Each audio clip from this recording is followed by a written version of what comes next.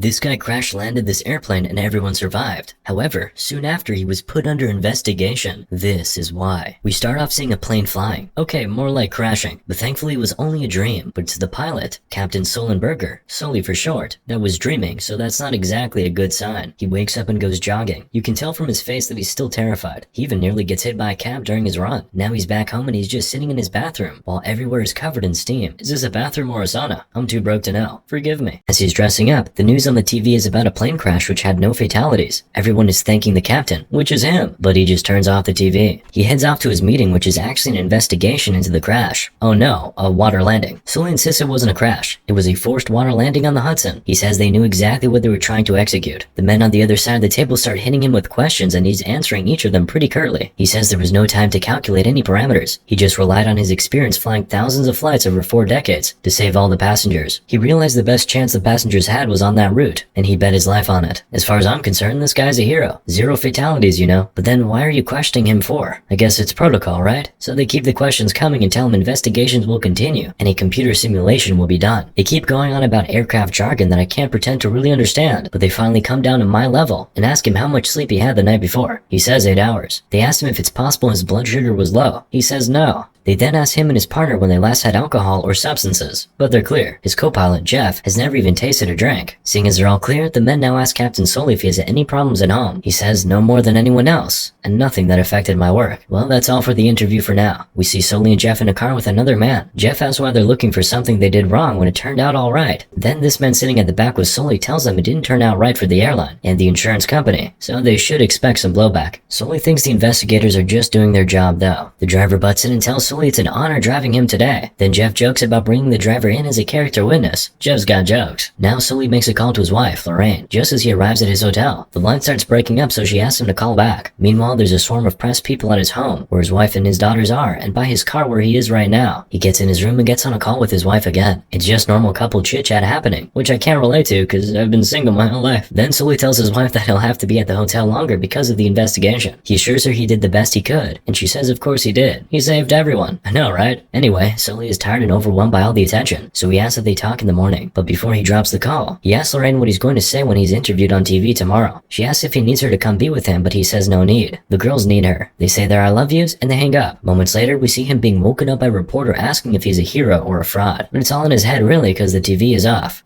Sully, I think you might need to talk to someone. But right now, the person he wants to talk to is his co-pilot. He calls Jeff, who's also awake and pondering why they charge $5 for a Snicker bar. They quickly meet outside and are talking as they take a walk. During this conversation, Sully finds out that they're scheduled to be on David Letterman. He then says he's having trouble separating reality from whatever the hell this is. Then Jeff stops and assures Sully that he did a great thing that will be remembered for a very long time. They'll even make a movie about it. Sully replies, that's the funny thing. I've delivered 1 million passengers over 40 years in the air, but in the end I'm going to be judged on 208 seconds. Girls always judge me by my 30 seconds. Anyway, Jeff tells him to shake it off and tomorrow will be a good day. So they run off because it's freezing out here. The next day, Sully's on TV being interviewed, and he says he doesn't feel like a hero. He says flying has been his whole life. He's been flying for 42 years. Then we quickly see a throwback of Sully when he started flying. The older man who's teaching him tells him, never forget, no matter what's happening, to fly the plane. Then he tells Sully to smile. Back to the present, and a lady is doing some touch-ups on Sully's face. Once she finishes, she plants a kiss on his face and says it was for her mom, Brenda. Brenda's saying thank you and also saying that she's single. But of course, Sully tells her he's married. A good man. He now walks to the window and he's picturing a plane flying at the buildings and he gets lost in his thoughts. So lost that he couldn't hear his colleague calling out his name from across the room. He finally hears his name being called out and his friend is giving him updates. Most of it is basic stuff, but then he tells Sully that they found out that the left engine was still operating at idle. Sully says it's not possible. He felt it go. It's like they were stopped in midair. Sully now heads out and makes it into the car through the swarm of press people, and then to another phase of interrogations, and it seems more heated this time. Jeff tells the interrogators to their face that they're just fishing. He tells them only 2 people know what happened in the cockpit that day, and then he adds that the only reason they're here today is because Sully didn't head back to LaGuardia. He goes on telling them that Sully didn't follow proper procedure, but if he had, they'd all have been dead. Sully now cuts in and says he has a significant accident investigation experience, but they tell him none of that matters. They're only focused on that particular flight which crashed. Sorry, water landed. The woman on the panel, Elizabeth, brings up the thing about the left engine continuing to turn throughout the flight, and Sully just point blank tells her that the data is wrong. Then they go on to tell him that the computer simulation of the flight showed that there was enough altitude and speed after the bird strike for a successful return to LaGuardia. They say they did 20 simulations, and each time the plane landed at LaGuardia undamaged. At this point, Jeff and Sully are speechless. Then Sully asks to go over the parameters that were used. However, for the actual computer simulations, Elizabeth says they can only release it to him after the investigation is over, because they cannot afford another leak to the press. Then they leave. Jeff and Sully stay back and talk for a bit before Sully leaves. Now we see Jeff, Sully, and 3 air hostesses from the flight on David Letterman. They all seem like they're having a good time, to be fair. Letterman is doing his thing, and they're all just laughing. Now we see Sully in his room giving his wife the updates over the phone, and what she's bothered about is if they're paying him for all this media stuff because they got another notice about one of their properties. She's worried they'll lose it. Sully assures that they'll find a way, and she apologizes for adding to his stress. She says she's just anxious and alone. Relatable. But unfortunately, he can't assure her he'll be back soon because the investigation is still on. Sully now starts doubting himself. He asks, what if I did blow this? If I endangered the lives of all those passengers? Lorraine just tells him to watch the news. He's a hero, and she says everyone will have to get used to it, including the NTSB. But that doesn't help Sully. He just keeps spiraling. He's picturing the worst case scenario now. NTSB lists him as the probable cause, and that would mean immediate retirement without pension. All his life work gone. Lorraine is getting scared by his rambling, so he brings her up to date with everything about the simulations and all that. While they're still on the call, Sully drifts off. He's thinking back to before he got on the plane. He first goes to get a tuna basil and he makes small talk with the vendor. Then he gets into the plane. He and Jeff go through the check, and then we see some 2 guys with their dad running to catch the flight. They're super late, but they make it. Anyway, they go through the normal pre-flying protocol, and then the plane starts taking off. While they're in the air, Sully comments on the nice view of the Hudson and says he'll never get over it. Then just moments later, the birds strike, and then things start going wrong. Lights go off, then come back on. Sully immediately calls Mayday and reports that they've lost thrust on both engines and they'll be returning to LaGuardia. The guys at air traffic control are making calls to make an emergency landing happen. Then Sully announces to the passengers to brace for impact. The air hostesses echo brace and instruct the passengers to keep their heads down. The guys back at traffic control are trying to find a runway for emergency landing, but Sully is no longer replying. They want to call it off, but this guy, Patrick, insists he'll stay on it. He calls another aircraft that has eyes on the plane and is communicating with them. They tell him the plane Sully is flying is heading straight for the water, and Patrick is immediately scared. He says people don't survive water landings. Then we cut to Sully and Jeff just as the plane hits the water, and we're immediately back to the present. Sully on the phone with Lorraine. He says he has to go. Lorraine tells him she loves him, but he just repeats that he has to go. He then goes out for a run. He's hearing voices in his head. Most of it is from the investigation. He then gets somewhere and stops. He sees a plane and it takes him back to when he was flying that exact plane and made a difficult landing. His partner in the other plane didn't believe he could do it. Sully now snaps back to reality and runs to a bar. And of course, they recognize him. But not only do they recognize him, they now idolize him. The bartender says he even made a drink after him, so he gives Sully a shot of the Sully. The men are excited when they see Sully's face pop up on the screen, but Sully doesn't share the same emotion. His face is blank. Next, we see some guys on a ship, then some guys in an office, all looking out their windows at the aircraft heading for the Hudson. Now we get a closer look of the passengers as they're being told to brace for impact. A guy's texting someone, some are praying, another guy's helping a woman with her baby, others are just trembling. Then boom, they hit the water and land on it. Sully comes out of the cockpit and tells all the passengers to evacuate. So the hostesses instruct everyone to put on the life vests available to them and get off through the exits. So everyone starts going out and they stand on the wings of the plane. It's freezing cold out there. You can literally see the passengers shivering. A few of them jump into the water, and you can only imagine how much worse it is for them. The guys in the ship quickly head towards the plane while the cops immediately get on a chopper and straight to rescue mode. Jeff and Sully are the last people to evacuate the plane, as they were making sure all the passengers were accounted for. Then the ship arrives and they start getting the passengers on board. Another ship shows up and takes more passengers. The guys in the helicopter now show up to rescue the woman in the water, who's nearly drowning. Everybody has been rescued. Well, except for Sully. He's still combing the length and breadth of the plane to make sure no one was left behind. A member of his crew is calling out to him. They have to leave now. Sully then wraps up his checks, goes to grab his jacket and a few other things, then heads out behind Jeff. Then they disconnect the phone from the plane. Next, we see the crew finally being brought aboard the ship. Everyone is so cold, but obviously Sully is the coldest. Not because of the weather, but look how unscathed he looks after saving the lives of nearly 200 people. Ice cold. Immediately he gets on the ship. As soon as he gets on the ship, he calls his wife. Take notes, boys. He tells her he's okay, but she didn't even know her husband's life was under threat the entire time. He tells her to turn on the TV. He tells her he loves her, assures her that he's okay, and tells her to tell the girls that he's fine. Now she turns on the TV and she's stunned. Meanwhile, Sully is just standing and looking over the river like a real-life superhero who just saved the day. The Red Cross, fire department, cops, everybody all together are now getting the survivors, which is all the passengers, remember, off the ship. The moment Sully gets off, the first thing he says is that he needs to know who's hurt and how badly. He's really bothered about the count. He wants to make sure that every one of the 155 people on board are accounted for, so when they come and try to take him to meet the police commissioner, he's not thinking of going. Meanwhile, the press people are swarming the place as usual. Sully and Jeff look over the river and Jeff says he's never been so happy to be in New York in his life. Sully doesn't say anything. He just turns around and leaves. But while everybody is celebrating, there's Patrick at traffic control who has since secluded himself. He's been sulking until a colleague comes to tell him about the miracle on the Hudson. Now we see Sully doing a checkup at the hospital. The doctor thinks it's a miracle that he landed on the Hudson and doesn't have a single scratch. While he's still there in the hospital room, a colleague of him comes in with the count. 155. Everybody was accounted for. Sully is elated. Later that night, Sully and the rest of the crew crew are checked into a hotel. The hotel manager, Evelyn, comes and tells Jeff and Sully that the hotel is dedicated to protecting their privacy, so they should feel free to ask for anything. Sully just wants his uniform dry cleaned overnight, and she's surprised that that's the only thing he's asking for. She says she'll give him the entire hotel if she could, and out of nowhere, she just goes in for a hug. Sully is shocked. He's not used to all this female attention. Anyway, they go in the room and their colleague here unloads the supplies he came with. Clothes, shoes, shaving cream, and all that stuff. Before he leaves, he says, "It's been a while New York had news this good, especially with an airplane." Of course, you know what he's referring to. Then Jeff leaves the room and Sully's attention is caught by a reporter on the TV. That brings him back to the present. The reporter on the TV is talking about him. He just stands up and leaves the bar. He calls Larry and asks for a favor before the CVR, which is in 2 days. He wants to see the simulations before the testimony is complete, because he feels the results will be different with human pilots and not just a computer. He says he'll throw in the towel if the results are different. But this is tight. Larry has only 36 hours to make this happen. Anyway, in the morning, Sully's at the Department of Transportation when he gets a call from his wife just before the hearing. She's panicking. She says she just realized for the first time that there were 150 people on that plane, and he was one of them. She's crying that she almost lost him. Sully tells her he's right here. That's what matters. He says it's almost over. He then takes a few deep breaths and heads into the hearing room. Oh, this is not the small panel anymore. There are loads of people here. This must be intimidating, even for our ice-cold Sigma male superhero pilot, but he's handling it pretty well. They start with today's piloted simulations. Jeff whispers to Sully that the simulations won't change his mind about what happened up there. Sully says it might change theirs. The simulation is being done by human pilots now, and everybody's watching. They land successfully at LaGuardia. Now to the second run, another successful landing, this time at Teterboro. Charles, the main guy on the panel, says they're only mimicking what the computer already told them, and he's looking directly at Sully as he's saying this. Sully now challenges the results. He says the human pilots didn't behave like human beings who are experiencing this for the first time. He points out that immediately after the bird strike, they're turning straight back for the airport just like in the computer simulations. He says in their case, no one warned them that they were going to lose both engines at a lower altitude than any jet in history. He says no one has ever trained for an incident like that. Sully goes on to point out an unrealistic bank angle in the landing at the Teterboro, and asks how many times the pilots practiced the maneuver before they pulled it off. He goes on to say he's not questioning the pilots. It's just obvious that they were instructed to head for the airport immediately after the bird strike. He goes on challenging the panel, saying that they allowed no time for decision making and analysis. He tells them that they took out all the humanity from the cockpit in these simulations, and that if they're looking for human error, they need to make it human. He then asks how many practice attempts the pilots who landed at Teterboro had, and Elizabeth reveals it was 17. 17 whole attempts before the simulation we just saw. You guys aren't even playing fair. Elizabeth is even trembling as she says it. Meanwhile, Charles makes a call and then comes back and says that the reaction decision time will be set at 35 seconds. Jeff whispers to Sully that that's not enough time, but Sully says, we only had 208 seconds in total, so I'll take it. I don't know, I feel like 208 seconds would have been a badass title for this movie, but what do I know about filmmaking, right? Anyway, they redo a simulation with a 35-second delay in the response time. The result? A vindicating crash. That was the LaGuardia simulation, so they tried the next one now. At this point, Jeff already has a smile on his face, and the result is the exact same, a crash. So Sully asks if anybody needs to see more simulations. Silence. Then Jeff says, now that we've seen what could have happened, can we listen to what actually did? Charles says they'll look at the results at a later date, and they now listen to the CVR, the cockpit voice recorder from the flight that day. Everyone puts on their headsets, and as they're listening, we're taken to the aircraft. We can hear every step Sully takes, when he calls Mayday and reports that he has lost both his engines, when he asks Jeff to get out to the QRH, that's the quick reference handbook for the non-pilots, all that stuff. We can also hear Patrick trying to direct him to different runways, and Sully just telling him he doesn't think they can make it to any runway. Sully suggests Teterboro, and Patrick makes the necessary calls, but then the plane starts shouting, obstacle, pull up, too low, terrain. It was at that point that he announced to the passengers to brace for impact, and then just focus on landing on the Hudson. The plane's voices are going off right now, but Sully just does his thing. He miraculously lands on the water. End of CVR. Sully says he needs to take a quick break. To be fair, going through that entire occurrence again must be a little traumatizing. He walks out and Jeff joins him. He asks Jeff what he thinks after hearing the CVR. Jeff says nothing. Then Sully tells him he's so proud of him. He puts an arm on his shoulder and says to him, we did this together. We did our job. Jeff echoes that and they walk off. The men come back into the hall, regain their seats, and the guys on the panel carry on. Charles says that was the first time he has listened to a crash recording with the pilots present. He says it's extraordinary. Jeff tells him that it was no simulation. Elizabeth now says that the left engine has been recovered and they just received an extensive report. A report which does only one thing, prove Sully right. It was completely destroyed, and she makes sure to echo what he told them earlier, that the data was wrong. Sully is a better man than me, cause I would have yelled, I told you so loudly that they would hear me from Mars. Plays it cool though, and just nods. Liz then adds that she can say with absolute confidence that after speaking with the rest of the flight crew, bird experts, aviation engineers, running through every scenario and interviewing each player, there is still an X in the result, and that X is Sully. Take him out and everything fails. Sully says he disagrees. It wasn't just him, it was all of them. Jeff, the air hostesses, passengers, air traffic controllers, rescue team, cops, they all did it together. Elizabeth asks Jeff if he has anything to add, anything he'd have done differently if he had to do it again. And he says, yes, I would have done it in July, and everybody laughs, including Elizabeth herself. And me. Fantastic note to end this movie if you ask me. Anyway, that's not all. We have a couple post-credit scenes. We see write-ups about how it took more than 1,200 first responders and 7 ferry boats carrying 130 commuters to rescue the passengers and crew. It took them 24 minutes. Sounds like record time to me. Then we see a slideshow of actual images from the incident. No, don't say crash. It was a water landing. And yes, this was a real-life story. We end on the best note. The actual captain giving a speech to the actual passengers and their family. He says, because of the events of January 15th, 2009, I'm convinced that we will be joined in our hearts and in our minds forever. Moral of the story? Tom Hanks.